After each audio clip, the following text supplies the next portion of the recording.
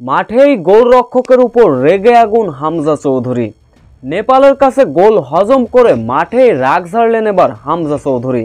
ঠিক কি এমন ঘটেছিল মাঠে তখন? নেপালের মুখোমুখি বাংলাদেশ, শুরুর একাদশে রাখা হলো না সামির সোমকে। শুরু থেকেই চলে আক্রমণ আর পাল্টা আক্রমণ, তবে নেপালের থেকে বেশি আক্রমণাত্মক ফুটবল খেলছিলেন হামজা চৌধুরীর দলরা। ম্যাচের 15 মিনিটে আক্রমণে যায় বাংলাদেশ, তবে গোলের রক্ষা পায়নি। কয়েকটা আক্রমণ সাজিয়েও বাংলাদেশ ব্যর্থ হয় গোল করার জন্য। উল্টো যেন গোল হজম করতে হলো বাংলাদেশের। গোলরক্ষক থেকে ডিফেন্ডারদের ভুলেই মূলত এমন গোল হজম করে বাংলাদেশ।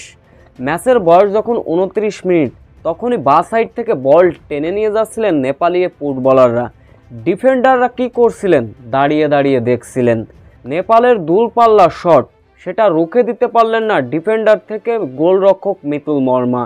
গড়িয়ে গড়িয়ে আসা বল, মিতুল মার্মা হয়তো একটু চেষ্টা করলে ডান সাইডে ঝাঁপিয়ে পড়ে বলটি রুখে দিতে পারতেন, কিন্তু তার আগেই তিনি লাফ দিয়ে বসে থাকলেন মিতুল মার্মা, যার কারণে মিতুল মার্মা থেকে ডিফেন্ডারদের ভুলে প্রথমার্ধেই গোল হজম করতে হয় বাংলাদেশের।